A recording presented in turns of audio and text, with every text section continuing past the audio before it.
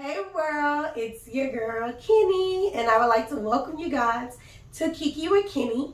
And we're missing somebody because it's her birthday, so happy early birthday, Ashley. But I always got my old faithful right beside me. Oh yeah, Mr. Wash. Mr. Wash is in the building. He been booked and busy too, but we'll get into that. Welcome world to Kiki and Kenny. This podcast is all about relationships, life, love, living, death, fun, sun, everything you can think about and anything in between. So we want to welcome you to an all-around good conversation. With that, sit back, relax, get ready, and let's Kiki with Kenny. All right. So where you want to go? I am not going to play a game today because it's not going to be fun. Okay. It's just me and you. Mm-hmm. But since it's just us, we're just going to talk. Okay. Because I do have to tell y'all about my dates. I've been booked and busy as well. But before we go into talking, Mr. Wash, how was your weekend? My weekend was fine. What You know what I'm saying? I went to Vegas for the weekend. Vegas, baby. Yeah, so, you know what I'm saying? Gambled, lost. What else happened? You lost? Oh, yeah. What do you do when you gamble? What do you play? Roulette. Oh. Yeah, roulette is my gaming choice. Oh, you playing like a walk boy. Yeah, I got up about $800, $800 to $1,000, and broke even. Wait, you playing money? Oh, big, you know what I'm saying? You gotta play big. Nah, I paid $60. Scared money don't make no money. Well, I'm scared. That's why I don't strip. Yeah, so we I got up with like about 800 to 1,000, broke even. Won a little bit, made like I'm probably gonna go back in the fall because made like a $300 bet, like a parlay. You know what that is? No. Okay, parlay is you bet on like 4 different things to happen. You know what I'm saying? At minimum. Oh yeah, like you get black, it'll be an even number. No, it's not a roulette. This is on like games and stuff. Oh, like the spread of two. Yeah. The highest score will be the center. Yeah, like well, like my parlay was a 4-game parlay where it was like I bet for the Astros. I bet the Astros. I bet the Astros to win. So you did like Mattress Mac. Yeah, kind of like okay. That. Yeah, but like I said, because you have the spread, how it is and stuff like that. But I bet for the Astros to win. I bet for the total of the score of the game to be under what they had on the sports book, which they had like 7.5. So they had the opponents and the Astros scored total had to be less than 7.5. Okay. Then I bet on the Nets game. I bet for the Nets to win, and I bet for the under. How can you have a 7.5 score? You can't, but that's just okay. Because I'm like, I don't watch baseball. Like I said, if they score 7 runs, you win. If they score 8, you lose, whatever. So it's just a number. Okay. And stuff like that. So like I said, for that, you won't have 7.5. That just best the number for the betting point. But like, yeah, I bet $300 if all of those things would have hit, I would have won $3,500. And stuff like that. I could have got some shoes. I could have went to Jamaica. But you'd be like, all those things have to hit. And how likely is that? It's likely it could happen. Can I just bet on one thing? Yeah. Oh. You can bet on one thing, like for anybody that gambles, whatever, like the plus and minus things, right? Oh, the over and under. Well, no. But like you say, like the game tonight, Phoenix and LA, right? They have like this. Let's say they have Phoenix is the favorite at -110. Like you seen that before? They had like -110 plus I don't know whatever. But you'll see the numbers on the side. Yeah. They'll be like, oh, Phoenix is -110, and the Clippers are plus 110, right? So what does that mean? If they're Phoenix is -110. If somebody is minus, that means they're the favorite to win. Oh, okay. So basically, you have to pay 110 to win $100. Wait. Yeah. I gotta pay 110 just to win $100. That's not adding up. Well, no, that's how it is on the betting part. Oh, I don't want to play. I'm saying you have to pay 110. But now, if you bet the person that's not favored, like the Clippers will be plus 110. Mm-hmm. Now you bet 100 to win 110. I don't want to. So it'd be like 210, whatever. And that's what I'm saying. Like the odds change when you do like that straight up. That's what you win. If you do like merging stuff together, there's more odds and more things can happen. So you win more money. Keep me with blackjack and what's that? What are the names? Slots. Yeah, keep me with that. And I don't know how to play that either. Yeah. I just look for like Sex and the City, Game of Thrones, stuff I watch on TV. I look for those slot machines. Yeah, I play slots. I play like the quick hits where you get like the free spins. Yeah, the game within the game. Yeah, that's what I like. Yeah, because you're trying to get the free spins and stuff like that. So I didn't get a chance to play it because you usually play slots when you with women. Yeah, y'all love you was with guys. Yeah. So was this a guy's trip? Yeah. This was me and like a lot of my friends, like we college. See strippers? No, we looked into it. You know what I'm saying? It's not the same anyway. No, we looked into it, but like, yeah, no. If you from Houston and you go to Vegas, you'd be sadly disappointed. I went to, I don't know if you know, it's one strip club where you could be nude. Palomano? I think I'm saying that right? I've heard it before, yeah. Because they had a TV show. Okay. And that's why I went. Mm-hmm. And it was me and my homegirl, and it was a white couple. Mm-hmm. They were there, and they had like a VIP section. They were ordering bottles. So they told us to come sit down. We sat down. The guy was giving me money to give to the girls. Those are all white women. They were just doing their breasts and just bouncing. They weren't doing that thing. It's a waste of your time, yeah. wasting your money, whatever. Like, we did go to the, no, well, I won't put that out there. Okay, well, you put that out there. No, but like I said, they do have a place. I went to the ranch. No. The Bloody Ranch? No, ranch, I watched the HBO. That's too high. I would never go there. I want to go. I'd never go. I don't want to buy nothing. I just want to go. I'll chill at the bar or something, but I've seen like those prices and shit. And yeah. I'm like, I want to pay that. Yeah, I just want to go and see how it is. Yeah, but like, no, they have like I said, the strip clubs. I wouldn't go. They also have like the pool parties. Oh yeah, that's expensive. Yeah, but they have some strip clubs have like day parties. Oh, okay. Okay. Where like the bartenders and stuff be topless and stuff like that. And they encourage the guests and stuff to be topless too. Oh. Because they were like, if there's no photography, no nothing. Like glitter on my breast. Yeah, and they be out there like that. One time I went before we went there. It was from my friend's bachelor party. And it was just a good time at the pool. Like, we did a pool crawl. Okay. And that was one of the stops on the pool crawl. Okay. So we was there, whatever, and like the guides that brought us there, whatever, they took tops off too, whatever, and everybody was just kind of just chilling. See, we're going to revisit this Vegas thing because I got some questions. And one of my questions take me to Vegas. So we're going to revisit that one. Okay. But other than Vegas, that's how? Yeah, that was it for this time. It was just, like I said, it was just a good time with good people and stuff like that. So it was frat brothers or just? Yeah, like some frat brothers, some friends, whatever. And this was like, we went to the dispensary and everything else. Yes. You know what I'm saying? That's my first time going to something that big. Really? Yeah. Oh yeah, because you went to Planet 13. Yeah.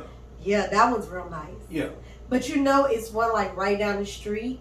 It's cheaper. Reef? Reef. Yeah. It's cheaper, but the line is so long. Yeah. And with Planet 13, they so organized. You can do it online. You just go in and it's cleaner. Everything's on iPads. Yeah. Like a mall in there and stuff like that. Yeah, it's like a futuristic mall. I like it. Yeah. So, like I said, really dope place to just see, and everybody all this weed connoisseurs and shit like that and stuff. But like I say, I couldn't partake because of my job and stuff. Yeah. But I can. Yeah. Hey, to each his own. Whoever can do it, do it. Because THC levels in there, like me just eat like a piece of candy out of there, maybe gonna pop dirty. So no. Yeah.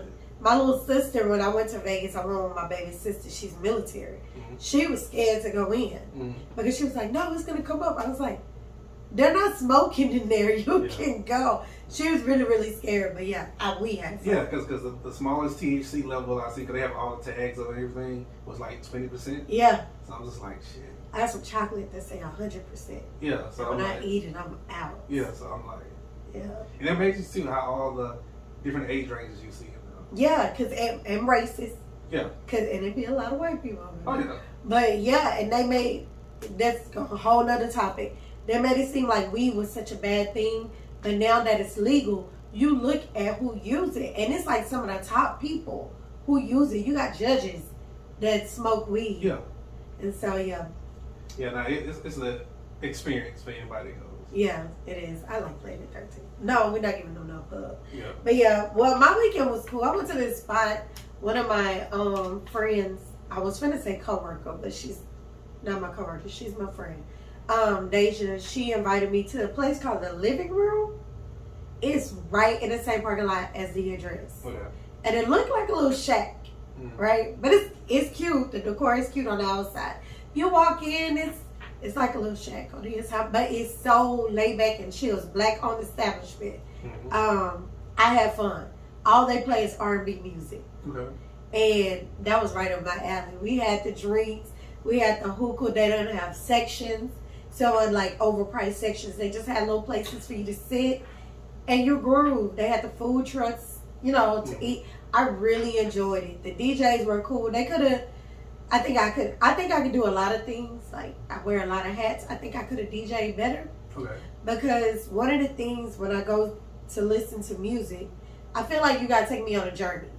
Okay. So don't play Pac and then jump to. Oh, well, I was gonna say Nipsey, but you could. Don't play Pac and then jump to UGK. I need to get from the West Coast to the South. Mm-hmm. So you got to travel me along that path a little bit. So they kind of messed up their way. And he had some opportunities where some of the new R&B, it samples old R&B, he could have played them. Yeah. Could have played them back to back. So yeah, but all around it was fun. I did that on Friday. Okay. Saturday, I didn't do nothing.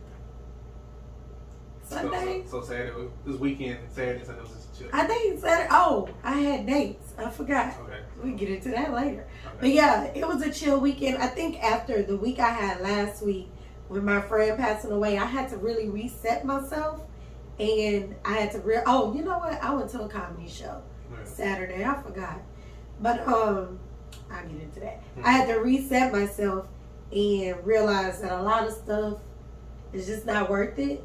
And just to be happy, but I was already on that healing path. So I was already there. But when my friend passed away, I was like really down. The last episode we recorded, my face was swollen from crying and everything. My nose was red. And I had to wake up and say, no, you can't do this. Yeah, it's sad. She's gone, but you're here. So you got to do better. So I had my little cry. And I was okay. I went out there Friday, and then Saturday I did go to the House of Blues. My cousin, he's a comedian. Shout out to Des White. Every month he does something at the House of Blues where it's Des and friends. So like he's the MC. He invite local comics and a headliner to come do a show. I really keep saying put me on stage, coach, because I feel like I can give him a good 5-minute act. I was better than two of the other people that were there. But my cousin was funny. This guy called Zooman or something, I forgot his name. But he was really, really funny. He's in the new movie Meet the Blacks 2. Okay. He's the butler. Okay. Hilarious. I cried the whole time.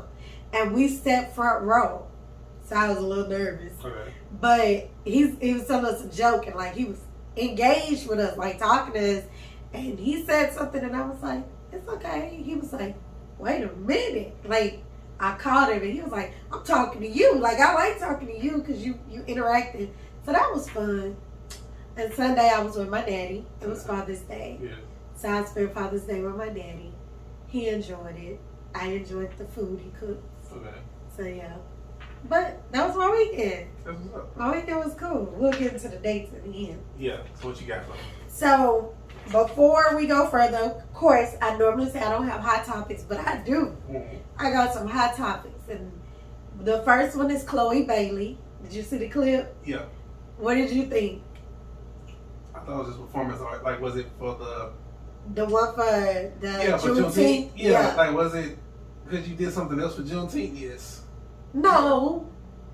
I mean, we didn't need that for Juneteenth. So the thing is, Juneteenth, they trying to make it a holiday. It is. It is a holiday. But it's our holiday. Yeah. We do whatever we want on that holiday. Yeah. And eating fried chicken and watermelon and red soda is the tradition for that. Yes. But I don't need... IKEA telling me... Well, I don't need IKEA telling me that. And I don't need to have a concert on TV. Well, yeah, I don't need a concert on TV for it. I don't need to be celebrated the way they're trying to commercialize and celebrate it.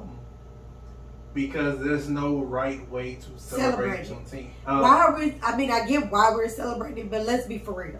Well, that's what I'm talking about. Let me say this: there's no right way for the masses to celebrate Juneteenth. Right. I had a friend on Facebook. He raised the question. He was like, "How do I respond to a white person telling me Happy Juneteenth?" He was like, "What should I say? Hey, appreciate you. Thank you for freeing me." You know what I'm saying? That happened to me. Yeah, it's like.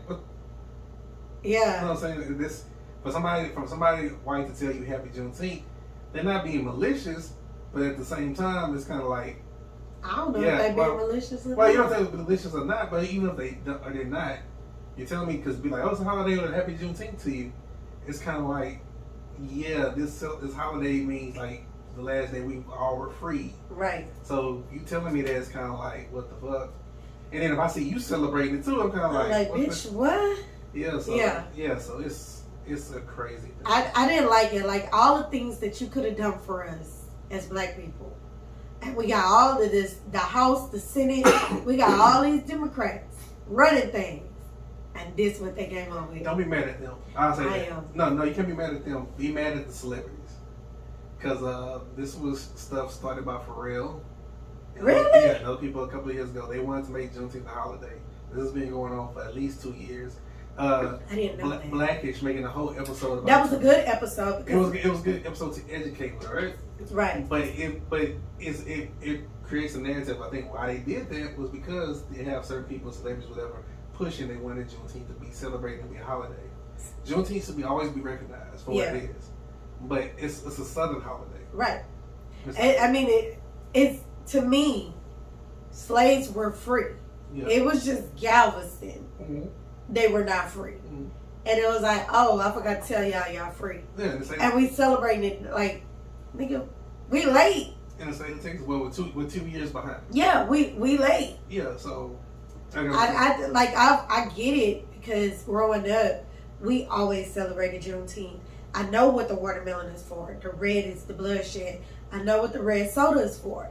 The red bloodshed, love, and ancestors. So both reds mean something different. Mm-hmm. And then, because watermelon is sweet, and they say blood is sweet. Mm-hmm. And then the fried chicken, because it's a finger food, slaves ate with their hands until they start building their own utensils. So it was like, I knew what that was for because I learned that. Mm-hmm. And I get it. But now that you're commercializing Juneteenth, when somebody says, because one of my friends, he got an email from work and it was like, go celebrate Juneteenth, make sure you get a watermelon and a red soda. Mm-hmm. And he posted on social media and he was like, I don't know if I should feel offended. Yeah. And I was like, technically you should, because it's a white person telling you this. Yeah. Like, yeah, but I mean, I don't know. I hate it. But going back on the concert, Chloe, I loved it. She did Nina Simone, feeling good, okay. And I'm feeling good. And it was very sexy. Yeah. Very sexy. I loved everything about it. And I was very impressed because I always see her as an actress. I know she's a singer, mm-hmm. but I like her from Grownish. Yeah. And seeing her actually perform, I was like, okay, Chloe got something. Mm-hmm. I think she got more than Beyonce. I hate I just said that because I love Beyonce. No, Trick Daddy, no. I love Beyonce. I'm like really part of the Beehive. I got tattooed and everything. Mm-hmm. But it's like, if you look at where Beyonce was at her age, mm-hmm. Beyonce wasn't there. Mm-hmm. Chloe got it. I was very impressed. I was like, yeah, everything about this is hot, and I'm here for it. So that was the Chloe. Y'all leave that girl alone.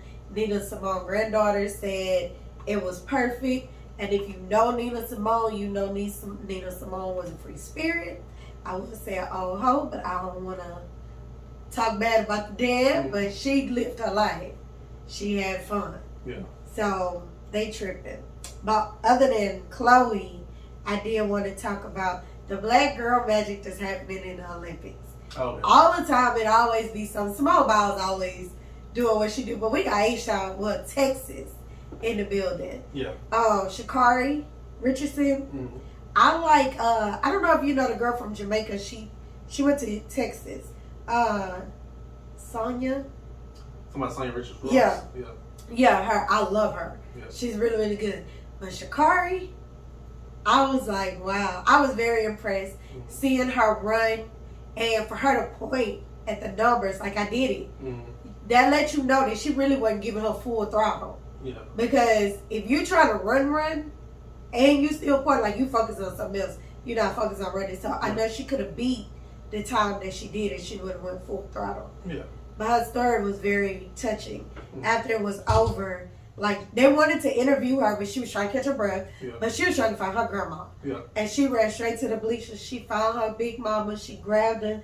That kiss from your big mama is just like, your world is, everything is right in the world. Even if she had lost, she kissed her grandma, everything was right in the world. So I thought that was great. And I know she went to Carter High in Dallas. Mm-hmm. I was like, that's Texas. And then right after that, I see another little thing, Simone Manuel from, she from Houston. Well, yeah, man from Katie. Is it Katie or Sugarland? Sugarland. She from Sugarland. And I was like, stand up. Mm-hmm. So yeah, I was very impressed because, you know, they say black people can't swim. Well, she won silver in the Olympics in 16. Yeah, 4 years ago. 4 years? Well, five years ago. Yeah. Oh, yeah, because it's 2020. Mm-hmm. Yeah, so yeah, but for her to do it, didn't she beat the record? I don't know if she beat the record, but I know she has a silver, and I think she has a gold, like in the relay from 16. Oh, okay. But it's like the track, I think the 3 women who go on the track, they all black. Yeah, they all black. Yeah, and then we got that, and then we got Simone. So it's just like, they booming. The only thing I hate is that it's in Tokyo. Mm-hmm. And they've already put their rules down. No Black Lives Matter. Mm-hmm. None of that stuff. You know they were going to do that. Mm-hmm. I hate that because we can't represent to the fullest. They really like us out there. So I hate that, but I'm proud. Yeah. I'm proud of all that black girl magic. But yeah, and then lastly, other than Trick Daddy bullshit, but I'm not going to give him my... That's not bullshit. We can have well, let's go. We can have a discussion. Well, let's go because I'm beehive. Yeah, you will be high. So let's go. And y'all kind of cultish, but yeah. You know what I'm saying? Which is really crazy to me because there are certain celebrities and certain people. Mm-hmm. Beyonce's one, Donald Trump's another. Not trying to put them together, not like that. But they have cult followings, whatever, right? Nicki Minaj with the Barbs, whatever. Yeah. Which is very crazy to me because you have people that say, oh, I'm such a godly person and stuff like that.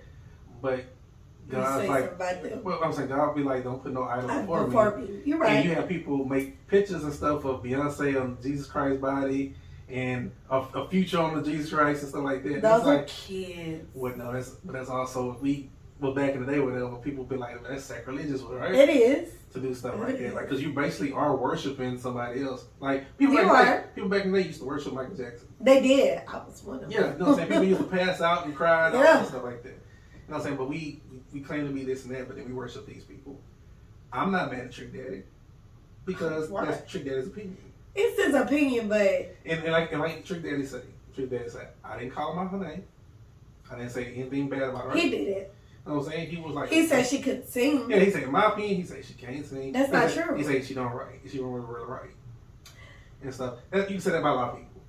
Because when you say writing, that's tricky. Yeah. Because if I put the and what, mm-hmm. I technically wrote. Yeah, but the writing is to me tomato whatever. Yeah. Because everybody gets wrote. Yeah. Like I say, like they always say, like we got on Drake behind about not writing.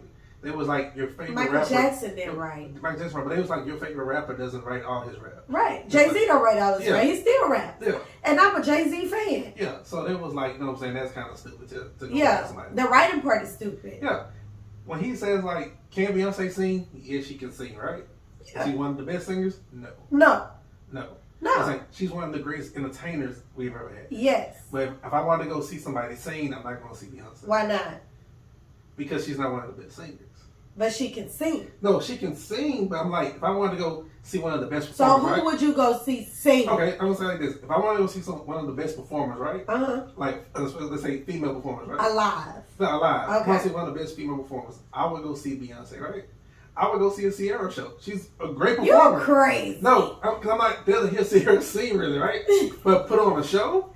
Okay, like that. Put on a show. She's an entertainer. Who you want to see sing? If I want to see sing, you have the Mariah Careys of the world. She can't even hold a note right now. I'm now. Sorry, Lamb. Right now. Yeah. I'm talking about. I want to see her sing, whatever. I'll go if I want to see somebody sing. I'll go listen to Shantae Moore.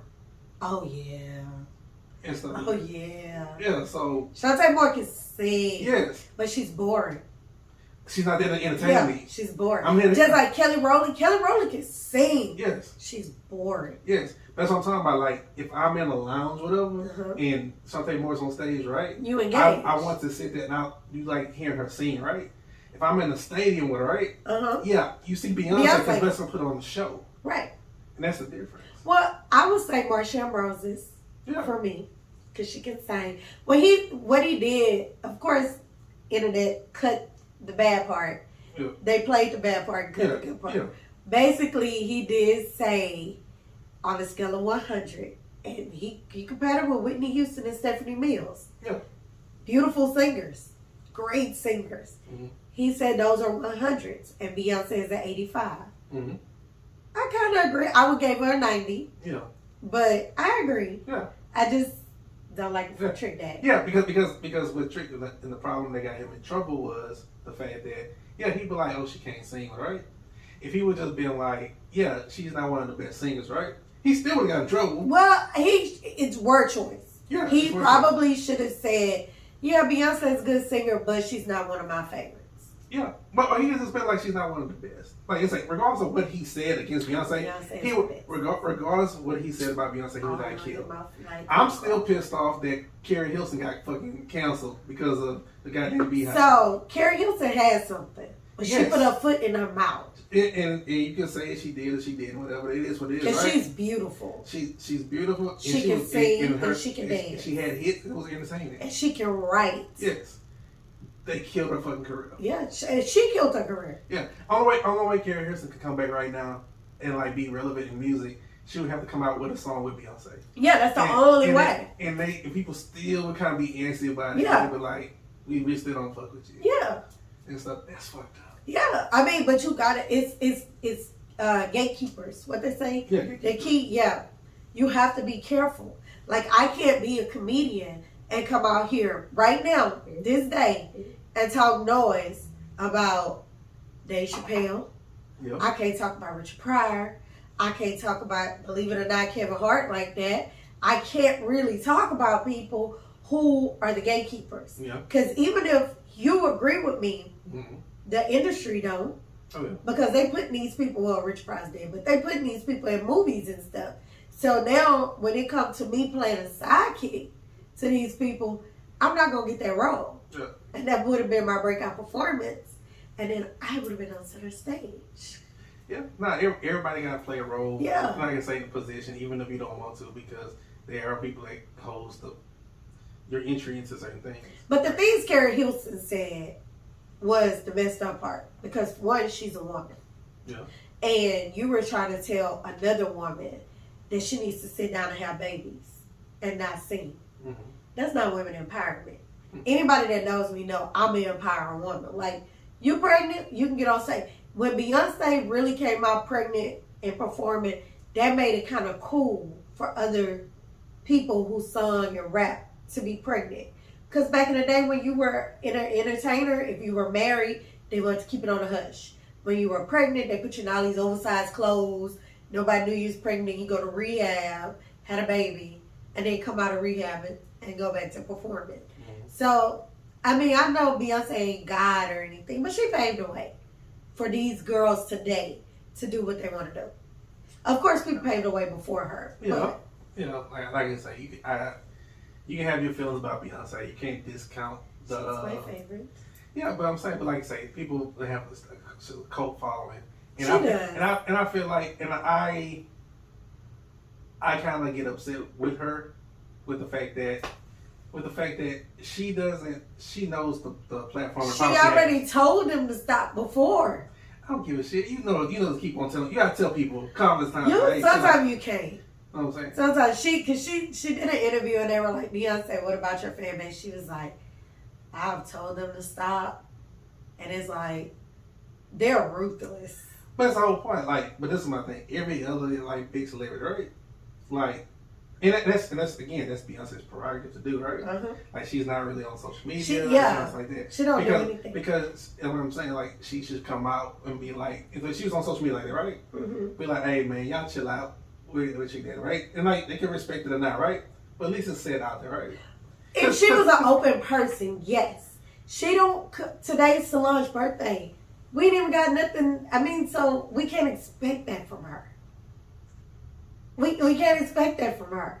Now, Nicki Minaj, because she's so... And that's why I think, like I said, she's a very private person. But Very private. I think she's robotic, too. So. Well, you have to be. I think the more power you get and the more money you get, you kind of have to be precise in your movement. I'm learning that. No, and of course you do, right? But I see other people that's maybe not on her level, but maybe are one below, right? That people adore and stuff like that. That's personable with people, right? And I just feel like the Beehive is the Beehive, right? Mm-hmm. But I feel like for some other people, I use Rihanna for example, right? I love Rihanna. Rihanna is more personable to the point where she? Well, I'm saying because if somebody says something to her like on social media, right? She gonna cuss you out. Right, I'm saying she'll cuss out, but somebody say something good, right? Uh-huh. She will retweet it and she'll respond to it, right? Even to the point where like something simple like Halle Berry, right? Mm-hmm. People hold Halle Berry to this pedestal and stuff like that. You know what I'm saying? Basically one of the most beautiful black women like in Hollywood. She is. Like somebody played, they was showing like an old clip, like a house party clip, right? Mm-hmm. And they had the City Girls Twerkulator song going, right? Oh yeah. And Halle Berry was like, yeah, they playing Strictly Business. They playing Strictly Business. And she said, put me in on. Yeah. She was like, somebody give JT Carisha my number. Yeah. Something like that. Everybody like, what the hell, right? But that's somebody that's like, hey, I understand the culture, I understand everything else, right? Versus it's like, because it's just a point but where Beyonce like, is the culture. But no, you put Beyonce on the pedestal, right? Even somebody on the pedestal has to not come down, right? But you read the stories of the different kings and queens of the past, right? Mm-hmm. People that, you know what I'm saying, it's one thing to be admired or whatever case may be, right? You know what I'm saying? These other people are adored. There's people like, hey, you know what I'm saying? I remember, I can say this story, I remember this and that, right? Where this person did this and stuff. And Beyonce, whatever, she does her charity work, she does this and that. But that's nothing personal. Well, she does have her moments, but I will say, I agree with you a little bit. Yeah. Because I do be like, I lose interest because I can't relate to Beyonce. Yeah. Like, only time I can relate is when she puts some work out. Yeah. And when she that, like, okay, yeah. What are you doing? So I agree with you a little bit, but no bad speaking on Beyonce. Oh no bad speaking on that. I'm saying, like people like I say, Texas people, like you know, a lot of people have good and bad things to say about Meg, right? Yeah. Meg Thee Stallion, right? But Meg Thee Stallion is H-Town to the heart. You know she is. And it's like that. Make it known. Yeah. You know what I'm saying? Yeah. I'm H-Town, right? But it's different now. So when Beyonce was coming up, she had to play the pop role. Like her management team, they were trying to be this goody two shoes girl. Yeah. And once she got older and she fired, whatever, she found her own voice. Yeah. And I think now she really don't know her voice really because it's like, okay, I'm an old woman. Yep. And now these girls out here twerking. Because now she'll add twerking in her sets and stuff. And it's like, what am I supposed to do? Like, so yeah, she's not really in touch with the people. Yeah. But it's okay. If you want to, we can end that conversation on this, whatever. Beyonce's on this pedestal. Michelle Obama's on this pedestal too, right? Right. I feel like they're on the same thing. Different things they do on the same pedestal. Michelle Obama's personal as shit. Like she reaches out to everybody, like the Shakara Richardson thing, right? Yeah. She made a thing. It's like, hey, I watched it. Do your thing. Same thing with Obama. He did the same. Yeah. Stuff. Oh yeah. Like Shakara Richardson was like, I can die now, right? Yeah. It's like that. That's real shit because you don't know how much of a platform you have, how you can move people. With just one sentence, right? And stuff like that. Whereas, like, yeah, you're revered on this mountaintop, right? Yeah. But nobody hear from you unless you, like, say, make a project. And it's kind of like, we still love you. But yeah, but that's my hot time. Well, other than Free Britney Spears. Yeah, that's sad. I heard it today, and I know she was reading the paper, but of course you probably wrote it down to get what you want to say. I was in tears because I was one of the people who used to look at Britney Spears and say, "Oh, she on crack.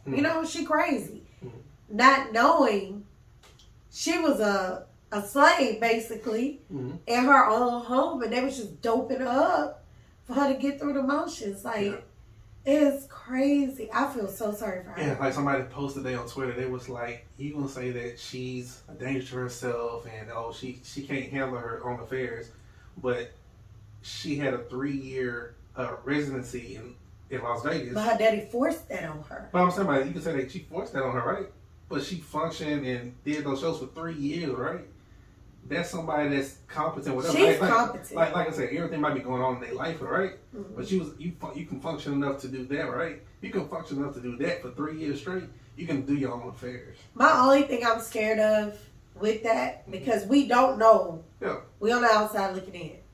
I'm scared if they give her that money, and then she really gone. But that's her right in her life to live. You're right.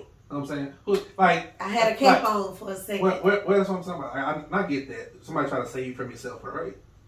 But when you force somebody to get on birth control, that's sad. you know what I'm saying? Like they basically force them to put the IUD and stuff, keep it in. And that's a surgery. Yeah, so it's just like. And you just can't pull that out. If it come out, then that was a good time if that came out. Yeah. But So I'm saying, but for that to happen, whatever, it's kind of like, yeah, y'all going too far. Yeah. So. But her daddy looks like that type. Yeah. No judgment, whatever. The truth shall prevail. Just free Britney Spears. Hey, I seen some sick shit this past weekend. If anybody watched Lifetime movies. Wait, what movie? Because I seen it. Girl in the Basement. Yes. Yeah. Oh my God, and it's a real story. Yeah. And she had more kids than what they said on the movie. Yeah, they only showed 3. She had 7. Yes. Yeah. One died. Yeah. Oh my God, that was so disturbing. Yeah. That was disturbing. Yeah. Like, my thing is, I don't think it could have happened in a black household. Because if you tell me not to go downstairs, I'm going downstairs. Yeah.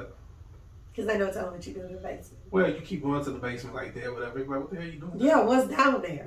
Yeah, I don't know. But different strokes for different folks. That was weird as shit. Yeah. But she didn't actually, she's married. Yeah, she married one of her bodyguards. Yeah, the bodyguard that saved her. Yeah.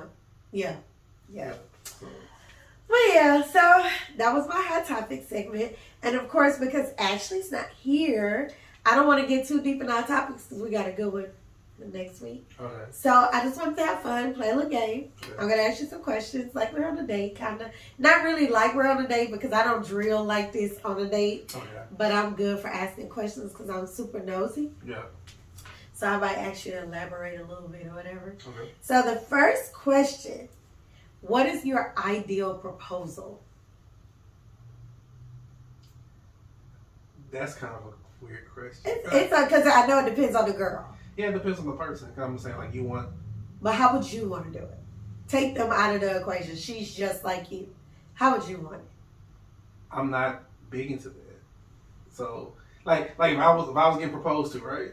I'm not being. I'm not getting like, I want this to happen when I want the. But some people are. But I want the sunset. And how would you want it? Yeah, I'm big with it, but. Like I said, I can see something really nice be like, hey, if you was on the beach or like on a vacation, right?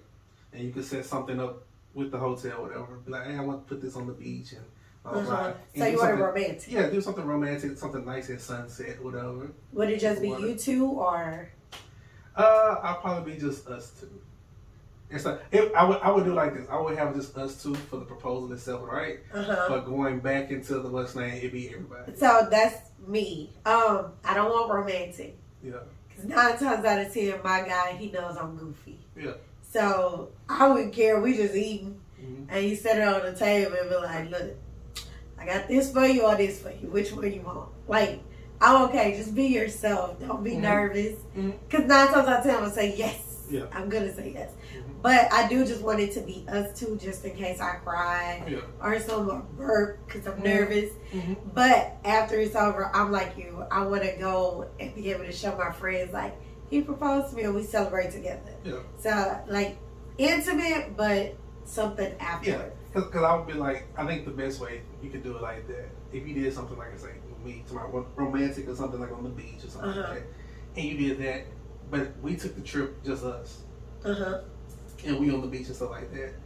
And we did something the whole day, whatever, leading to that. And you didn't know the other people were there. Right. Yeah. So when we went back, whatever, they were there. And you like, what the hell? So that's actually my dream proposal so funny. It's not a vacation. It could be here because Mhm. everybody can't travel. True. And we could just be like on a date or something, or in the car, and you know, we talk, and I just want to know that you love me and you want to spend the rest of your life with me. Like, Mhm. I need to hear those words, Mhm. and I need to hear that I'm the greatest that you ever had.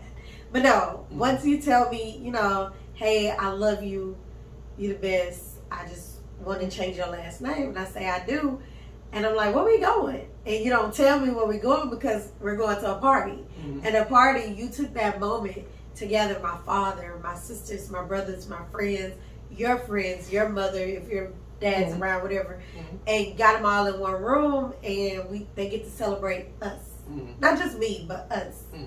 So that's like my dream, like something small and intimate, but then it turns into like a party, and it doesn't have to be where we dressed up. Like, I really like hood shit. Like, I like to play dominoes and spades, Mhm. tennis shoes. You know, we just drink beer, whatever. So I would like, that's my idea of proposal. Okay. So, but next question, still on the lines of proposals, but we're getting into weddings. Okay. If you could choose a small and intimate wedding or a large lavish wedding, money is not an object. So whatever you want, you get. I'm about to say money's No, money is not. No, you good. We rich. No, if money is not an object, then you have a nice event for everything. So you'll have a large wedding. Yeah. I wouldn't. I think I would have a small wedding. Well, like I said, I have a big family. So I do too. on my Fuck some side. people. But yeah, fuck the people. Sorry. But money is no object though. So I just want my wedding to be. I would love going to Vegas. My ideal wedding is where my crew, my immediate friends, my dad, my dude's crew, and his mom or whatever, we fly to Vegas for the weekend for like 45 days. The first day, I got this shit all laid out because like this is what I want. Well, can that leads me to a question? Go ahead. No, my question is this, because I had this conversation actually yesterday. So many people put so much on that day, right? Like, we can get engaged today. This is June. And we're like, oh, we propose, we get married, whatever, right? And our wedding's going to be next June, right? Why? I'm just saying. But look, this is what I'm saying. We'll get married in July. But I'm saying, but people be like, oh, I'm going to get married in June, and we planning the wedding now, right? And I think so many people fixate so much on that day, right? Because in planning the wedding, so much they're like, oh, stuff can go wrong with it, right? Yeah. It's because, like I said, because it's a stressful time and stuff like that. I feel like, you know what I'm saying? Like, hey, if I propose to you in June, right? Say we, in that time between June and October, right? We living together, we doing everything together, we putting stuff. I don't see a problem for us going somewhere and getting married right then and there. That's why I said Vegas. That's what I'm saying. And that's perfectly fine. We go do a Vegas wedding with small knit people, right? Yeah. And I wouldn't tell the masses, right? Like, we still trying to have a ceremony in June. Because it depends on who you with. Somebody's like might still want that, right? Have a ceremony to be celebrated and stuff like that, and that's perfectly fine. But I feel at that point the weight is off, like with stuff going on, because we've already married. We're not trying to get to this date to be married, right? Because some people be waiting for that date to get married. They're like, you've been engaged for like a year or more and stuff like that. Yeah. Y'all already kind of doing stuff, but then now stuff fall apart, and it makes it easier for y'all to be like, "Oh, this ain't gonna work. I'm done." Versus, it's a lie, because that's how I called out my marriage. Yeah. During the wedding process. Yeah, I'm saying, if you married already, it makes you work harder to get to be like, hey, we gotta work this out, whatever, because we together already. Right.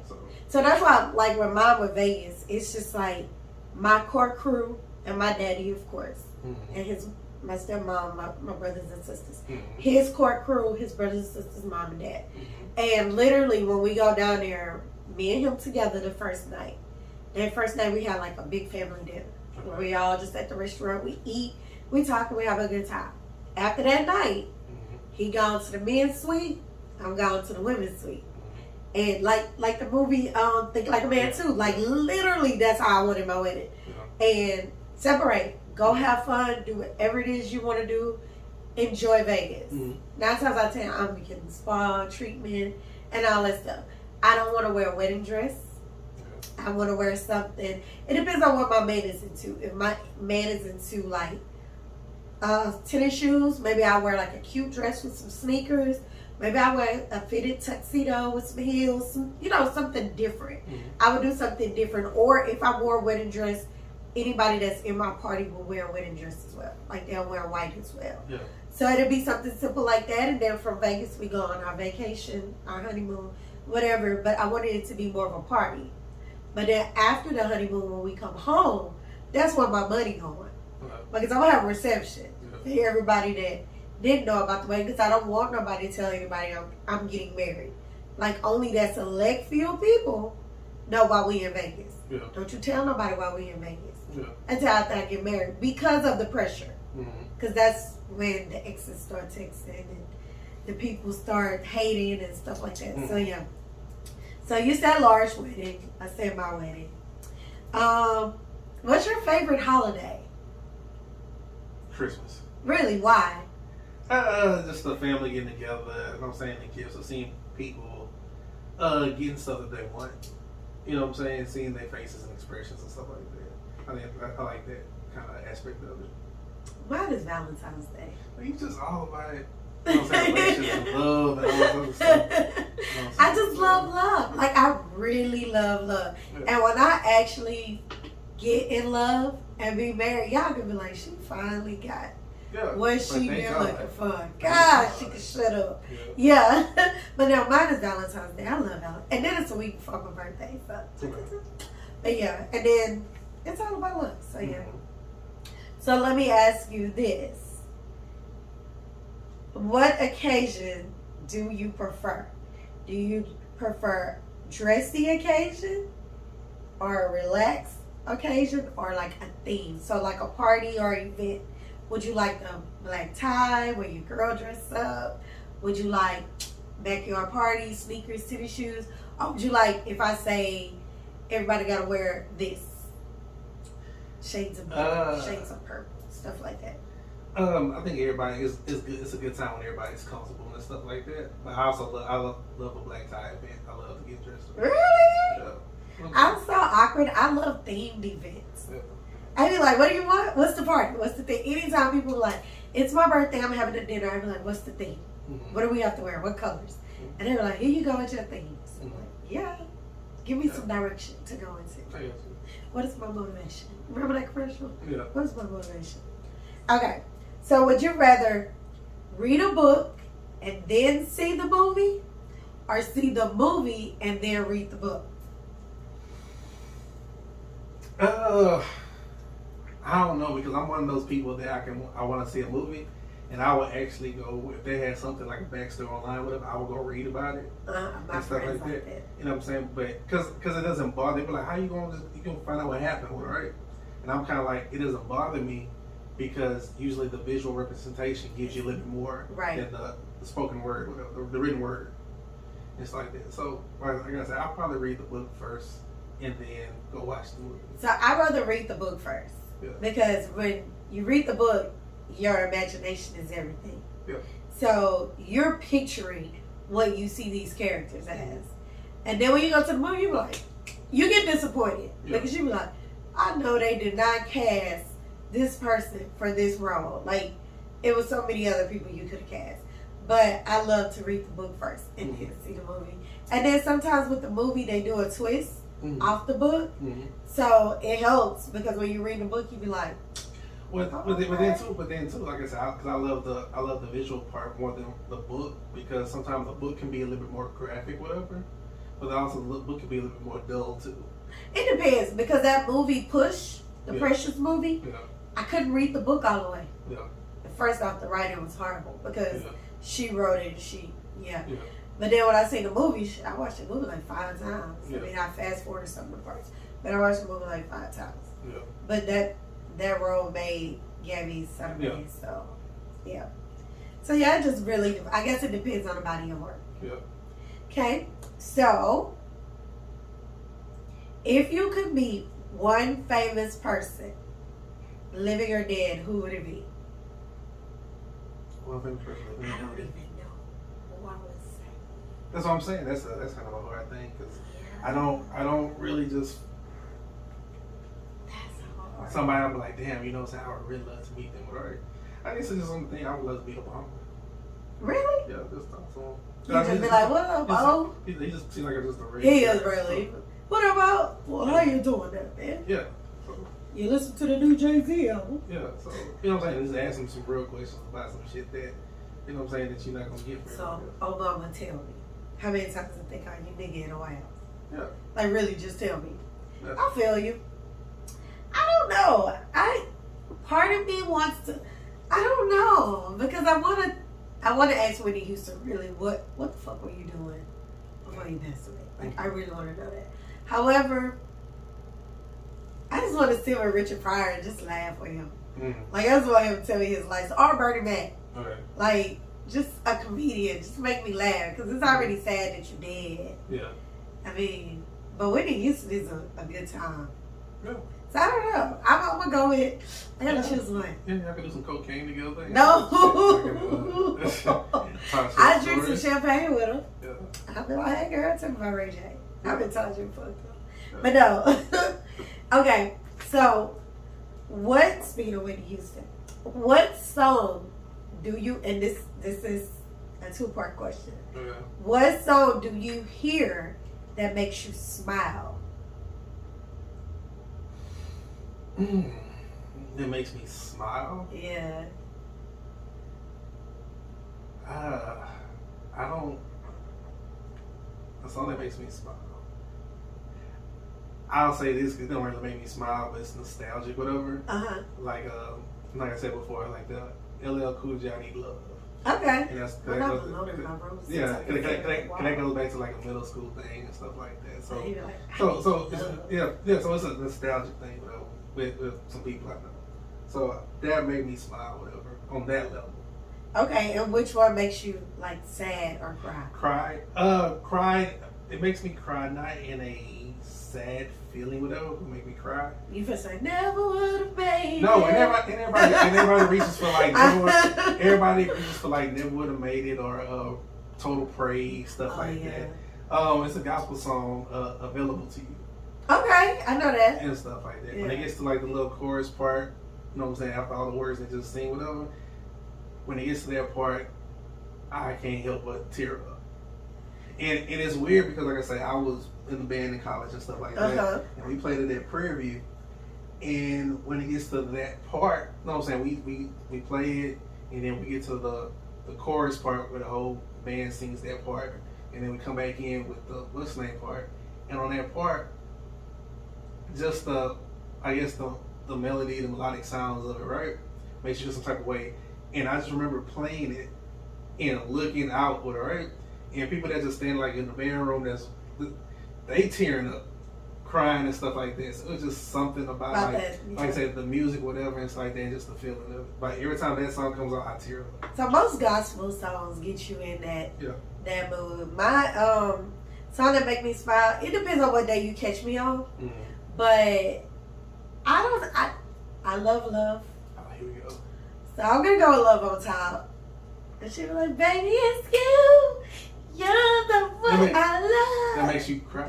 No, smile. Okay, makes you smile. When she's singing it, I'm just like, you make me everything stop. I be like, yes. Yeah. Now as far as crying, and this is different for me but when I hear Mama, my voice to me, as soon as I just So yeah, I don't even listen to the whole song. I have to hurry up and turn it. Even like Soul Food, when I watch the movie, I have to mute when that song comes on because I just be about to cry.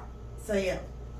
What song makes you just feel not sad or just overly happy, just an emotional song about somebody? Like when you hear it, it just puts you. You would love. It just puts you in that. Like you used to see your husband, right? My husband? Or whatever. You just kind of like, okay. What song would you? What song gets you to the point where like walking down the aisle, right? Or just like when you say you just gonna with your significant other, right? It just gets you there. Oh, I don't know. Yeah. I'm saying mine is the song from Dreamgirls. Which one? The Jamie Foxx song to Beyonce. Oh yeah. Yeah. In My Dream. Yeah. I like what Jamie Foxx other Angel song was it Angel when he married Fancy? I think so, yeah. That was a pretty song. As far as getting married, people will always think that me of all people who love know what song I want to get married to. I really don't. Oh, you know what? I like, and this is not traditional, Bob Marley and Lauryn Hill. Turn your lights down low. Okay. Yeah, is that Bob Marley? I think so. Damian Marley. Yeah, probably. One of the Marleys. Yeah. Yeah, I wanna give you some love. I like the song, but I don't want to get married on that. But I like the song. Yeah, but I'm saying the song It makes makes me me feel feel good. Like you say, if I'm gonna do a song like that, not say just make you feel good. It makes me feel good. Like a duet kind of thing. Mine is always gonna be Luther Vandross and Cheryl Lynn. Oh, you know what song I'm supposed to get? Oh, I remember, and it might be that song. It's Luther. I know my song is If This World Were Mine. If This World Were Mine. Yeah, that's it. Yeah. Yeah, the wood. Yeah. If this world were mine. Yeah. Yes. Yeah, that's. I would get married to that. Yeah. I like it. That's a good song. Yeah. I mean, want to be in love. So if that song come on and somebody in my car, I'll just be like, I love you. And I don't even love you. Like, I love you. Yeah. But yeah, I'm weird. Like, You're gonna be like, what the fuck? Okay, yeah. Yeah. Yeah. Basically. Yeah. Okay, so your favorite season.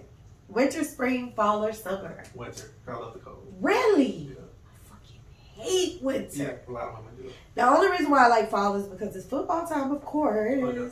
But I'm going to go with spring. Yeah. Yeah, I'm going to go with spring. My allergies and I can never breathe. What I gotta say, if I didn't like the winter, I'll say fall because the weather's getting cooler. Yeah. And stuff like that. Because I love wearing sweaters and I hoodies know. and stuff like that. The less the clothes, the better. Well, you're a woman, so y'all like to show skin. Yeah, well, not really.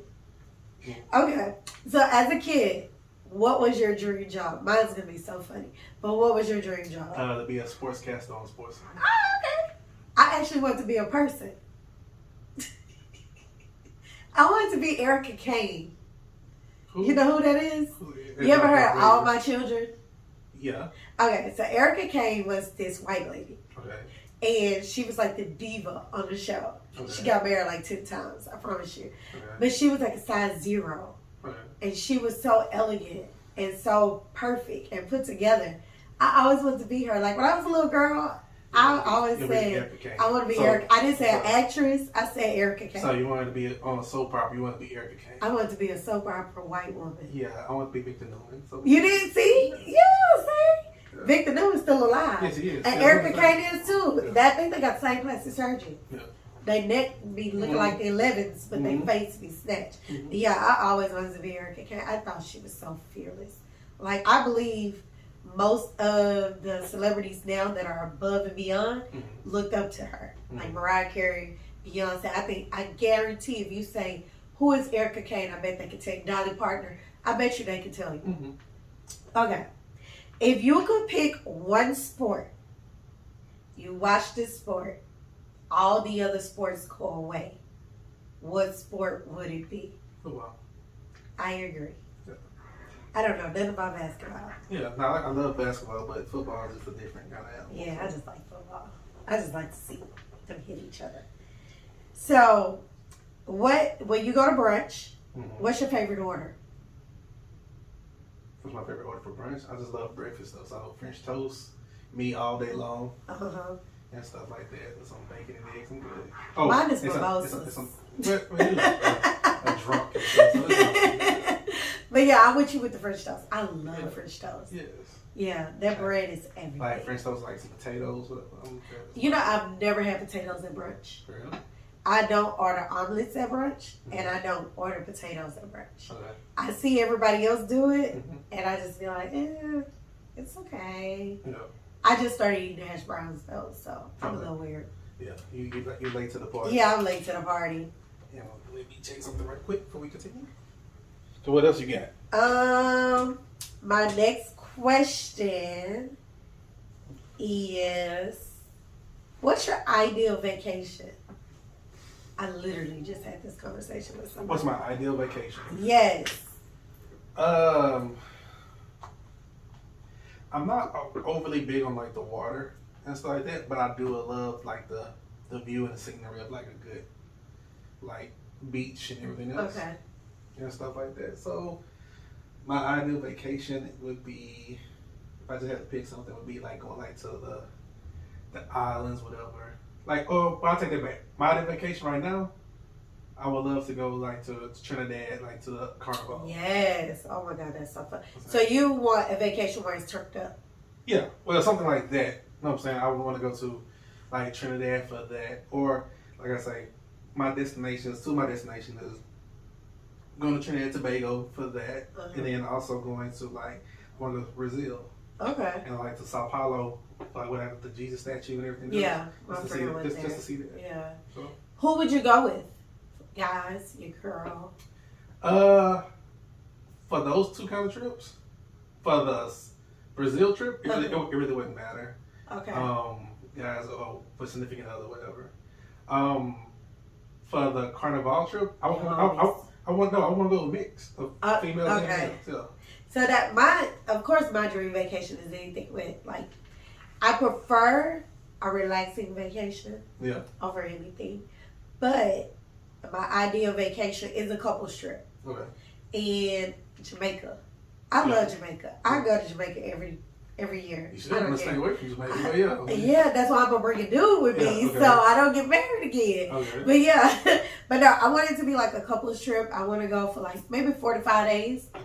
And the girls have their own day, the guys have their own, I plan the plan. But yeah. Yeah. Okay, so what celebrity would be your best friend? If you could pick any celebrity to be your best friend, who would it be? I don't know that one because really? Yeah, because I'm like, I don't go into with celebrities that much. I'm like, damn, he'd be cool to just talk to, hang out with. So nobody? Right. Nah, not at this age, whatever. I would say like, hey, Michael B. Jordan, we can hang out. Oh, that would be cool. Yeah, Yeah. Mine is Regina Hall. Okay. Yeah, that's my best friend. She's 50. I'm 40. So we could be best friends. Yeah. If you could pick any name, what would your name be? The name it is now. Really? Yeah. Only other name other than my first name I would change it to is my middle name. Oh, you gonna share? Oh, my middle name is Justin. Oh, I like Justin. That's cute. but everybody, majority of people I know call me Justin. Alan Justin Walsh. Yeah, so. My name will be Kim. Okay. But it'll be K-Y-M. Okay. So it's different. Okay. Simple but different. Because when I say my name, it's so difficult. And I get all kind of jokes. And, oh, your dad's name is Kenneth, huh? I'm like, okay. Yeah. Your name is Kenneth? Yeah. Okay. My real name is Kenita. Yeah, you know. And it's Kenneth with an A. Okay. And my daddy name is Kenneth. Oh. They didn't put no thought into my name. They thought I was a boy. The doctor said I was a boy. And back in the 80s, ultrasounds weren't real clear all the way. And it came out and it was a girl, and mom said, just put an A at the end. Yeah. And I was like, so that's all I got. So you supposed to be a junior? Yeah. Oh. That's supposed to be junior. So, name something that scares you. Two things. Physical thing, snakes. Really? Yeah, I can't. Okay. I can't do it. Physical thing will be snakes. Non-physical, not reaching the potential that I think I have. That scares me. So, I don't know, because I'm going to give you two non-physicals. Okay. One, of course, is dying without being in love. Oh, of course, would you give me this? And the second one is living with my son. I don't want to leave him until he's really ready. Mm-hmm. So I always pray and I say, God, let me live to see my great-grandchildren. Because I'm at an age now where I can be a grandma, because my son, his age.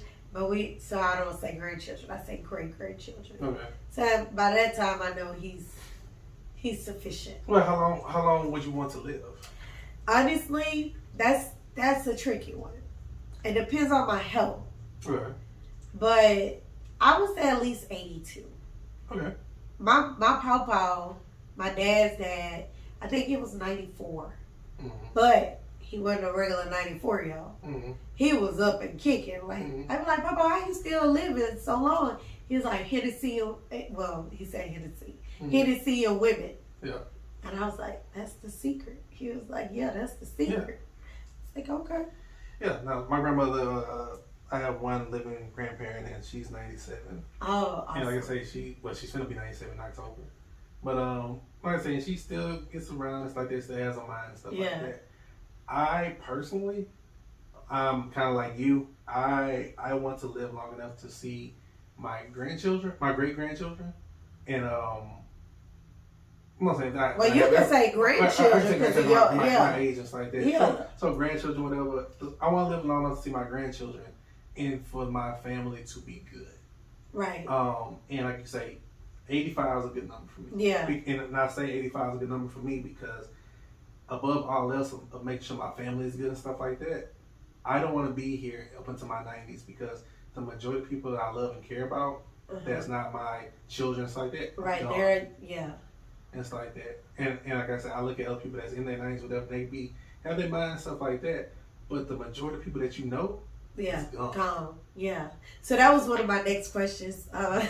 So I think I might know what you're going to pick. Mm-hmm. Would you rather be a vampire or a zombie? Vampire. Oh, so you would rather be a vampire? Yeah. Everybody you love is gone. Yeah. But then you just, you know what I'm saying, turn somebody in and shit, y'all do y'all thing. Would you? Oh, well, yeah. That's stuff. Yeah. Would you want to be a young vampire or old I vampire? don't be no old ass. No, Like, what age would you want to 18 have? now. Really? Yeah. Give me 25. Well, I'm saying, yeah, you want to be young and stuff like that. You can fit in with them. So, yeah, you be, 25. I would say give me 28. Yeah, I'm going to be in my 20s. Yeah. I had a regular stag knees. Yeah. Yeah. Yeah, give me 28. Okay, last question. Yeah. What's your best trait and what's your worst trait? My best trait, my worst trait. My worst trait is at times I can be nonchalant. Okay. You know what I'm saying? People take that as a lack of me not caring, but it's not that. I care a lot, but at the end of the day, it's like I just refuse to let something or somebody take my energy to that point when I can be nonchalant about it. Okay. So that's my worst trait. From everybody I talk to or deal with, whatever, my best trait I'll probably say is that was like my empathy and compassion. I'll probably say for stuff like that people know that if they need anything from me, I'm always there and stuff like that. So that's good. Yeah. So. I have a lot of traits. I really don't know. I just thought about that. Like, I wrote the question, but I didn't think of an answer because I just wanted to give you genuine answers. Yeah. I think one of my worst traits is I care too much. Like you say, you don't care enough, or you don't show that you care enough. Yeah, I think that's when I get like that point when I just get fed up or something. I think I love too hard, and that's for everybody around me. Like, if I care about you, I care about you, and I'm giving you my all, and I'm caring about shit that I shouldn't even care about. So I think and then it makes me overthink sometimes too. So they kind of go hand in hand. I think my best trait is that I care a lot. It's a gift and a curse. Okay. Because I care. Like, I can meet a stranger and I can make you feel like, you know, we've been friends our whole life. So I think it's like a gift and a curse. I don't have a happy medium. It's either all or none. I'm working on that. But that's from trauma. My therapist told me that. Okay. Yeah. So you like to ask the I ain't gonna say weird questions, but just outlandish questions. So like I say, if you had a superpower, what would it be? And I ain't talking about, I'll be invisible, I'll be this and that. No, if you have one question, do you feel you have a superpower, right? And two, what is it? Ooh, I think my love is a superpower. I really do. That's what you think? I really do. I could be wrong. Like, if you ask other people, that's your opinion. If you ask other people, they might tell you something different. But I feel like my ability to love, like, no matter what shit I've been through, like, I will still love you. Like, I will forgive you and love you. I can see somebody and I see that they need help, and I put myself in their shoes. I would say my empathy is, but I think love is more. I think my heart, my love is my superpower. Because it gets me going. I got you. What about you? My ability to make somebody feel comfortable. Okay. And stuff like that. That's good, because one thing women hate is when we walk into a room and we feel uncomfortable. Mm-hmm. Or we're around somebody, it's like, be quiet. Why are you quiet? Mm-hmm. Because I don't know you. I don't feel comfortable. Me personally, I don't care. I'm gonna talk to you. Yeah. But that's a good thing. Yeah, you know what I'm saying? Like from here, like I said, so you make people very comfortable. You're very disarming. Like I feel like I can talk to you about anything. Yeah. You know what I'm saying? If I'm in your presence, whatever, I feel I'm good. Yeah. So, because I've seen myself open up to you about stuff, and I'm like, what the fuck I'm telling this dude all my business for? Then he think I'm crazy. Right. He think I'm desperate. He think I'm crazy. Ain't crazy. And I am. Mm-hmm. But yeah. So yeah. You got more questions? No, I'm good. Okay. So, I'm talking about these dates. Okay. Go to Kenni's Corner. Kenni's Corner. So, of course, last time I talked, I was on date 4. 4 is the magical number, as Ashley said.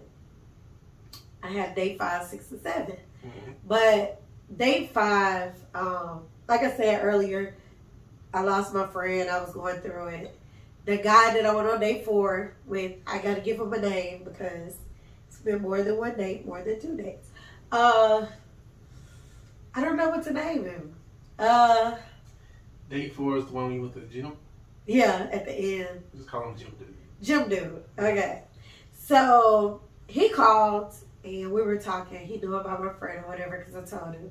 And he was like, let's go get ice cream. Okay. I said, okay. So we went to Pearland. It's like this Sub-Zero place. Okay. And we ate ice cream. And there was a bookstore over there. Okay. So he bought me like a book. It was a self-help book. I'm not gonna read that, but yeah, he bought me a book. He trying to tell you something. Continue. Yeah, it was about grieving and stuff like that. So he was trying. Yeah. So we talked a little bit. He was like, "I just wanted to get you out the house." I was like, "Okay." So we just walked and talked around Pearland, whatever. Mm-hmm. And he asked me. He was like, "Can I take you out again?" And I was like, "Yeah, you can." He was like, "Okay, I'm gonna take you out." I said, "Okay." So, in between that date with Gym Dude, there was another guy. I went out with him, and that one was, I wasn't there. Okay. So, we went out to eat. It was boring, because we just went out to eat. And I ordered a salad. I didn't even have alcohol. Okay. I was just there. He was very boring. He was nice looking, very boring. I wasn't in a mood. He walked me to my car. He tried to kiss me. Okay. I was like, no, I'm good. He asked me a question on a date. He was like, are you sexually active? Okay. And I was like, the fuck? I got a whole 17-year-old, 16-year-old son. Yeah. Asked me if I'm sexually active. Technically, I'm not, though. Yeah. Because I don't plan on having sex till October, November. I just said that. Okay. I don't know why. I just said it. Okay. Right. But it's true. Like, April was my last time. I ain't doing it until October, November. But anyway, so, I don't know. I wasn't feeling him. Okay.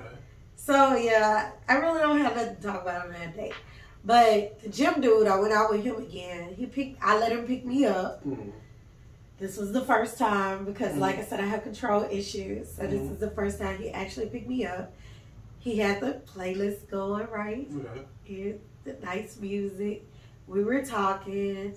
He was singing and stuff. And we were having a real good time. We went bowling. Okay. And I almost broke a nail, but I didn't. Okay. And then after bowling, we went to go eat. So we were just eating. We were talking. And he was telling me some things about him. And when he was telling me, it triggered something because I'm in the middle of writing a book. Mm-hmm. So it triggered something. So I pulled my phone out, and while he's talking, I was like, hold that thought. And then I just started writing what he triggered in my brain. Mm-hmm. So he got mad at me. Okay. And he was like, so we on a date and you on your phone? I was like, I'm a writer. I'm writing. And he was like, but I have your attention. I said, you want to read what I'm doing? He said, you're texting. I said, I'm not texting. Do you want to read what I'm writing? So I showed it to him. And then I caught myself because I was about to say something back to him. And I was like, wait a minute. I'm single. Mm-hmm. Why am I going back and forth with you? Yeah. Like, I'm not doing this. Plus, I got somewhere to be in a couple hours anyway because I was going to the comedy show. I got somewhere to be in a couple hours anyway. Like, dude, I'm good or whatever. So after the day was over, you know, he gave me a little kiss on the cheek. Mm-hmm. He apologized for getting an attitude, but he was like, you got to check that. I was like, whatever. I rolled my eyes. Mm-hmm. Whatever. You probably like that shit anyway. I really did. Oh, what? I really did. I'm not one of them toxic girls. Okay. I'm not. So after that date, I went home, took my shower, changed clothes. And he texted me again. He was like, hey, I know it's Father's Day. I know you're going to be with your dad tomorrow, but can you spare 2 hours? I was like, okay, cool. I had an attitude anyway. But, okay, after the comedy show, whatever, I made it home. He texted me to make sure I made it home from the comedy show. So Sunday comes, Father's Day, I do the stuff with my dad or whatever. And I went home. And he was like, hey, you got time for me? Mm-hmm. I was like, yeah, I do. What's up? He's like, meet me at Papa Do's. I was like, Papa Do's? On Father's Day? Mm-hmm. Like, for real? Okay, whatever. So I met him at Papa Do's.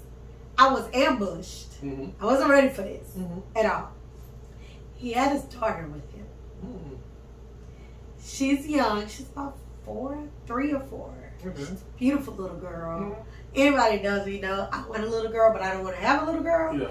So she was so pretty, but I was shocked because I didn't feel like we were at that stage to meet kids. Like, I think that's a discussion we should have before that happens, especially little kids. Yeah. I got a teenager. He know what it is. But little kids, But anyway, so we were talking. He revealed some things to me that he didn't tell me before. And now I don't think I want to date him. So we were talking. He was like, I got to be honest with you. I was just trying to feel you out. But I like you. Like, I could see myself being with you. And I was like, really? You good? And he was like, yeah, but I just want to let you know. So found out he used to play ball. Oh, that's up your alley. No, that's the old me. Okay, yeah, I knew you. That's the old me. I mean, I like guys who play basketball because they're in shape, but he used to play football, professional football. Okay. And I don't know how I missed that one. Okay. I don't know how I missed that. But yeah, he used to play ball. He was married and got a divorce or whatever. And he's been single for a little while. And he got his daughter, of course. So she's 3. He's been single for 2 years. He co-parents with her. And he wants a wife. And that's what he told me. Yeah. He was like, I'm not doing this. He's like, no, I listened to your little show. Okay.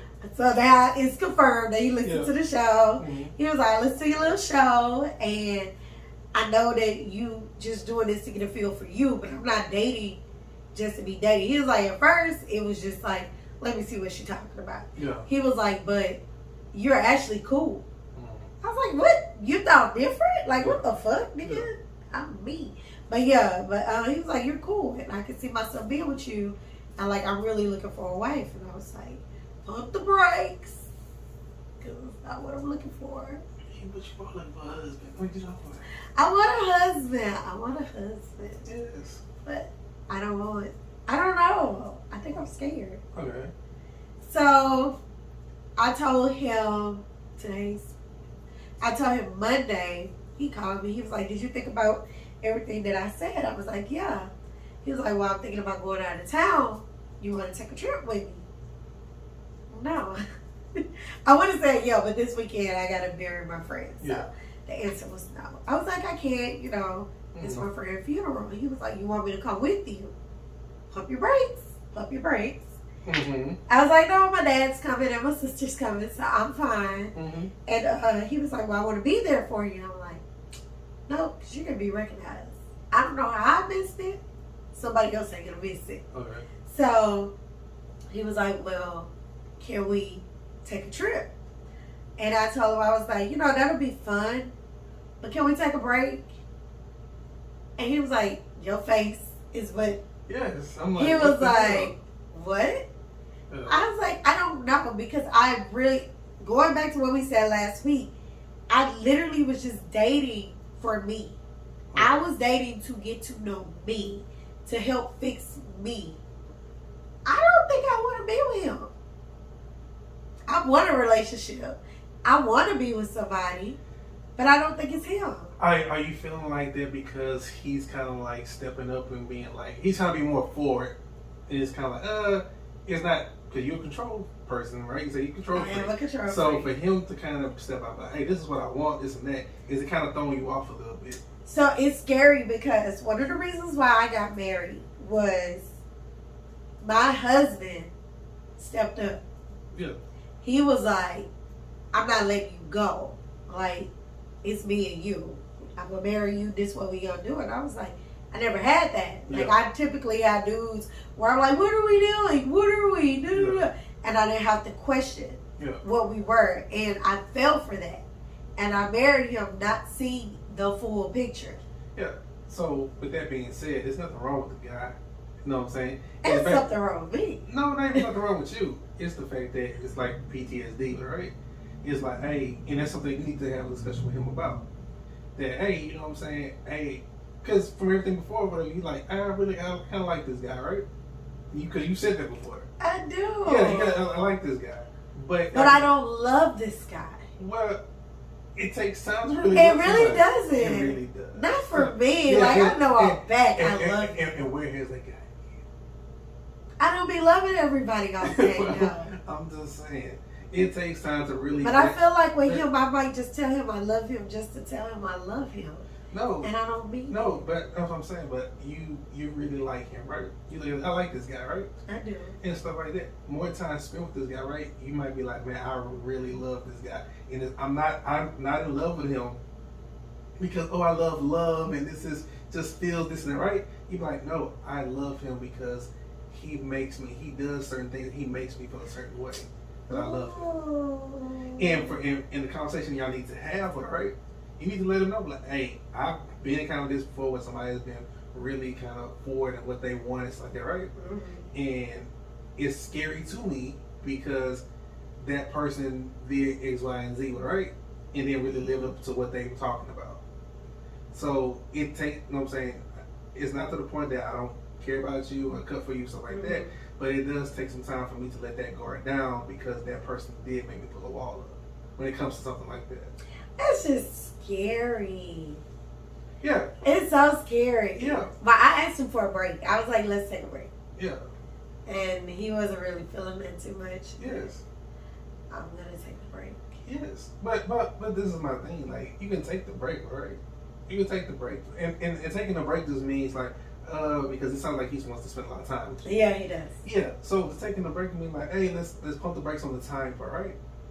But let's keep the communication going because I need to learn more about you.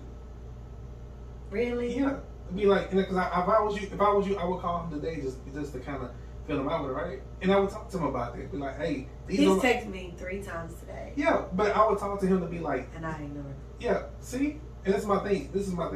We're gonna talk about it to be like, let me express my fears to you, right? But see, I have a problem with expressing my fears because when I tell people my fears, they use them against me. Yeah. I've had friends who I would think that would never betray me. Mm-hmm. One of my biggest fears is I have abandonment issues. And that comes from, it was me and my mom up until the age of 17. My dad wasn't there. He was there, but he wasn't there. Mm-hmm. He was part-time, basically. So I always was like, why my daddy don't want to be around me? Mm-hmm. And then you know how the kids sit outside with the suitcase because dad said I'm on my way and he never come? Yeah, I used to have to deal with that. But then when my mom died at 17, I was forced to go stay with my dad. And it was like, okay, now my mama left me. So it's like, what the fuck? Like, my daddy left me. Now my mama left me. Like, what the? So I'm still breaking through that with my therapist. Well, I broke through it, honestly. So, but that is one of my fears is abandonment issues. So I feel like, and he's going to hear this now, but I feel like if I surrender and I open myself up to him, he's going to leave me. And I don't want to go through that. I just went through that last year with my ex. Like, I don't want to go through that again. And that's understandable. Like you say, he's going to listen to this. Whatever. Yeah, he is. But that's already shows something right there. that he took the time to listen. Because right now he sound like, what the fuck? I thought everything was going good, right? But now even listening through this and having a conversation with you, right? And like even if you talk to him today, right?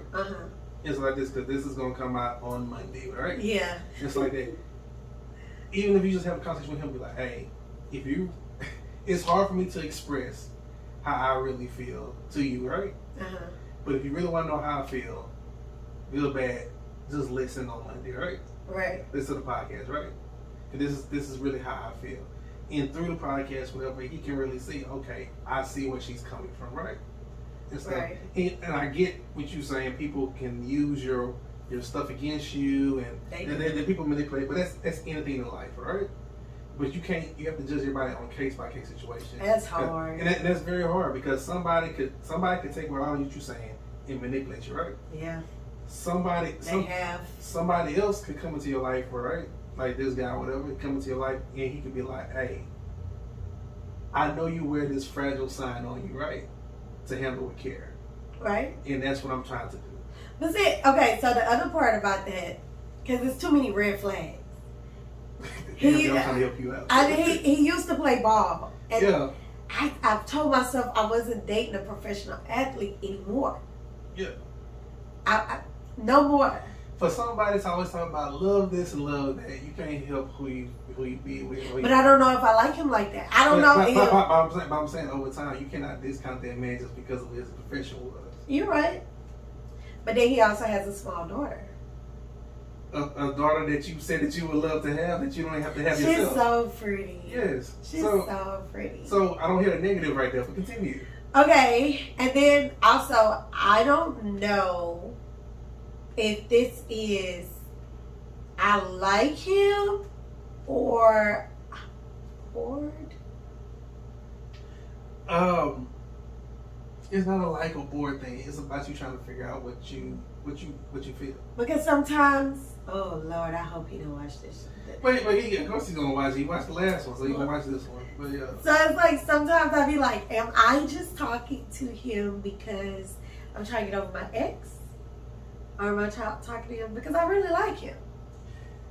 I don't know. You like him because you told yourself last week. We've had this discussion last week about him, and it wasn't about, because my ex or this and that, right? But I still like my ex. Oh, of course you do. You know what I'm saying? But he ain't shit. Yeah, but he ain't nothing. But like I say, there's always multiple people around that situation. Can you be in love with two people at one time? Yes. Love is to be spread around. Right? So what happens when you're in love with? I'm jumping off question to question. No, you're fine. What happens when you're in love with two people at the same time and they both come at you at the same time? It's about really understanding and embedding both people, because both people can be genuine. Somebody can be full of shit. Both can be full of shit. You know what I'm saying? But it's about taking your time. Like you say, him approaching you, right?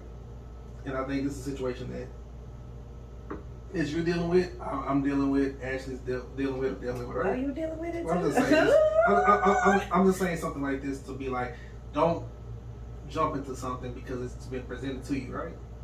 Right. You know what I'm saying? It's about taking your time. That's how I got married. Well, it's about taking your time to be actually vet something. Again, it's the whole point of nobody knows how to really date. You have some people that goes on one or two dates with, right? And then we go. And like we together. You know what I'm saying? You know, so you might, yeah. But I'm saying, but in this situation, you like, you basically taking like, hey, let me hit the brakes. Because I'm listening. Yeah. Let me hit the brakes, whatever. I'm growing, y'all. But that's the whole point. You have to hit the brakes and be like, hey, let me find out if I really like this person, right? Because somebody can show you on 1 or 2 dates and they'll be like, oh my God, I'm just really in love with you. I love you. And stuff like that. Because of stuff they've done on those 2 dates, right? Yeah. But the rest of the months come, whatever, you be like, there's a lot of shit I don't like. So it's about actually dating and seeing like, hey, how do we mesh on so many different levels, right? So how many more dates you think I need to give him before I say yeah or no? There's no finite number. I wish it was.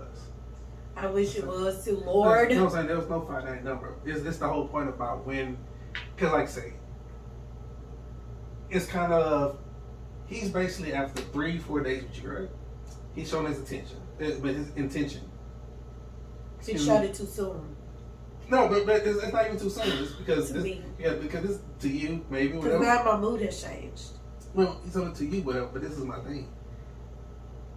This is a different space for you because of this. It is. He showed his attention from the start, right? Whereas usually you showing your Show attention my attention from the side. to You're them. right. So this gives you a chance to be like, hey, I feel what you're saying. I know that you like me, want to pursue something with me, right? Nothing wrong with that. I understand it and I feel that. I'm not ready for that situation yet, right? But I still would like to date you and to figure out more stuff with you. And if you get to that point, right, you already know where he stands at. So if you get to that point where, right, you can be like, hey, it's not, I'm going into it not like, oh shit, well, does he feel the same way, right? I know he feels the same way. So if we get to that point after so many more dates, whatever it can be, right? Never know how to say it. But I'm saying, but I know where it's at versus but versus you trying to figure it out. So but it gives you a position of power. It's crazy because we haven't even kissed yet. Yeah. That's different. Yeah. But I'm saying, but you've been trying to find, but I'm saying that's you trying to really just sit back and be like, and that's good. That's what the experiment was about. Because I'm glad you're not. Oh my God, no episode. Because I would have been like, I love him, y'all. Yeah, and it would have went nowhere. Yeah, it And would stuff have like went that. nowhere.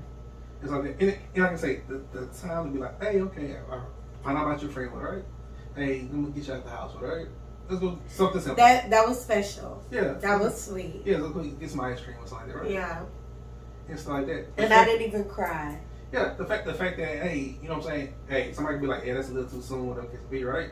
But it is Father's Day, so he's gonna have his kid with him. And stuff like that. He could have warned me. Yeah, he could have warned you about it. You know what I'm saying? I get you that. He could have warned me. No, so he could have warned you about that. But like I'm saying, like the fact that, I feel comfortable with you, right? To be around this is my daughter, this and that. Because at the end of the day, he's like, this is somebody that's showing you that, because there's some dudes out here that don't represent their kids. I agree. So for him to be like, hey, now this is she's in my life, right? I want you in my life, right? And let me show you who else is in my life, right? Yeah. Who's number one? Who's one A, one B? She was so cute. She was like, "Hi, you're so pretty." I was like, "Thank you." And she was like, "I like your shoes." I was like, "I like your hair." Yeah. But I didn't know what to do with her. I was like, "What am I supposed to do?" I don't know. Yeah. She's too little. I don't know what to do. Yeah, but if you was in love with him right now, you're like, oh my God, I can do so much with her. My stepdaughter. Yeah. So I'm like, it's okay. I would have planned a family vacation already. Yeah. So it's okay to pace yourself, right? And I actually think it's good that you be like, okay, let me pace myself, this and that. I also think it's good for him to say that he's an athlete, whatever, somebody that's played ball, professional, stuff like that. But to hear somebody be like, hey, yeah, I know you are. Yeah, we still pumping the brakes, right? It's like that. I think he'll even be more infatuated. I think he tried it. Huh? I think he tried it. I think he was telling me he was an athlete, so he's smashed. But that's my thing though. But I think it also makes him. I also think it makes him more infatuated with you to be like, oh, okay, I can say this to other people, right? Somebody this and that. I told her my intentions, this and that, whatever is going on, and she's like, oh yeah, let's still wait and see. Yeah, we still pump the brakes. Yeah, so he might be like, oh, okay, I like her. Yeah, I don't know. I just promised myself I wouldn't gonna talk to any professional athletes. Yeah, but that's in your DNA. But it's, no, it's not. Yeah, that's what you like. But it's really not. I just like athletic men. Yes. No, well, yeah, you get an athletic man, each one that's been at the top. I mean, I should. So. But no, I don't know. I mean, I tell him I needed a break, so we'll see what happens. I would say this. I would just say, hey, respond to one of the messages, right? And just be like, hey, I'm doing fine today, blah, blah, blah, right? I'll probably ask you how you doing. I sent him a selfie. Yeah. He was like, oh, there's my beautiful face. Hey, let's go. Oh. Yeah, let's go. But this is my thing. Like, say, I would tell him, like, hey, you know, I have a lot of feelings about myself and everything else. And I was like, hey, I don't really know how to express myself in this conversation. But if you really want to know, hey, listen to the podcast, right? I'm definitely going to say that. Yeah, I'm saying good and bad, he'll hear this. I'm like, it is. If I hurt your feelings, I'm sorry. Yeah, but I don't think nothing's hurt his feelings. I think it's a tough conversation to, like, okay, that's how she feel, what the case may be, because you haven't said anything bad. Only you basically saying that, hey, before I get into another situation like this, I just want to be sure in myself and in my partner. I still got some work to do because I'm an overthinker. Yeah. And I do too much. Well, I've been told not to say I do too much. That means the people who say I do too much just can't handle what I do. But I love hard. Like once I say we together, I love you. And when I love you, you're getting all of me. But when I see a pattern change, now I'm overthinking. Now I'm like, is it somebody else? What is he doing? What? And I don't want to be that girl. Because I was that girl before. And I don't want to be that girl. But he gives me enough attention right now, because it's early, he gives me enough attention where I don't have to worry about, am I that girl? Like, is he cheating on me? Is it somebody else? I don't have to think about that. And you're right. He brought his daughter around me. He takes me out. He doesn't mind dating me. He hasn't tried to push up for sex or anything like that. So, I mean, he's cool. He's cool and stuff. And like I said, my main thing was what you just saying right now. Like you say, oh, you know what I'm saying? When I love, a person gets all of me and this and that because I love them and stuff like that. There's nothing wrong with it, right? But there's also nothing wrong with rationing yourself out. Because, and I say it for this reason, there's nothing wrong with rationing yourself out because somebody should earn you. I know, and that has been my downfall in the past. And that's why I've been where I've been, because I didn't let niggas earn me. I gave myself to them. And I gave them all the wifely duties when I didn't even have a title. So it's just like, fuck, like I'm tripping. So that was the whole reason why I did 21 Days Summer of 21. When y'all were talking about it, I'm like, okay, I can do something different. And then also when I get with one guy, I dismiss everybody else. And I'm focused on this one guy. So now I got tunnel vision on this dude. So no matter how he treat me, I love him. And it's not really love, it's just lust. It's a lust and infatuation. Because like I say, you have to ration out because everybody, male or female, needs to be vetted to a certain extent. Right. And it's like that. You need to know, like, hey, how do we mesh? You know what I'm saying? How would our lives look together? All right? You have to ask the right questions about, okay, what's your ambitions? What's your goals? What are you working towards right now? What's kind of going on in your life right now? What's your foundation like? You have to ask those kind of questions, so you have to ration yourself out. I can't give you all of me at 100%, and I don't know nothing about you. Yeah. So. But one of the things that, I don't know, he's not funny. Like, I love a man who makes me laugh. He doesn't make me laugh. You gotta get somebody that shakes. You're right. I don't know. Maybe I'll go out of town with him in a couple weeks. Because you trying to find everything wrong. Like, but if I go out of town with him, he gonna try to get my booty. If you let him be known before you leave? I'm saying I'm up here. Hey. Oh wait, he gonna watch the show. Yes.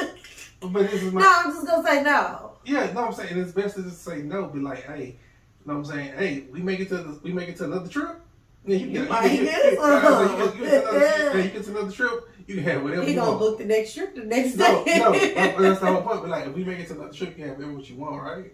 But this is a trip. Not whatever you want. You might want to threesome. Okay. You know what I'm saying? If you want a trip on some sex on the next trip, you can get some sex on the next trip. But this is the thing. This trip is just for us to really see how we. Because when you go on a trip with somebody, that's when you kind of see them. Yeah. Like when y'all dating and stuff, and y'all don't live together, it'd be perfect. But when you go out of town with a motherfucker, you gotta be with them all day long. Yeah. That's when you see like y'all gotta go to the bathroom. You trying to see how they deal with their morning. Like you a morning person, they not. Mm-hmm. How are they when they get up? How are they at night? When their food is wrong, how do they act? When they're tired, what do they do? Like, what kind of person are they? Yeah, the out of town trips it makes or breaks you. Yeah. And like I said, you already put the stipulation, this ain't gonna happen, whatever the case may be. Yeah. And like I'm saying, if y'all take the trip and everything's perfect, everything works out fine without that, you'd be like, damn, this is gonna be a bonus when they take the next trip with her. So it's crazy because I was telling him, one of my friends, her and her husband and their family, they going to Jamaica. Mm-hmm. And I think it's October, if I'm not mistaken. I could be wrong, but I told him that they were going to Jamaica. He was like, you want to go with them? Yeah.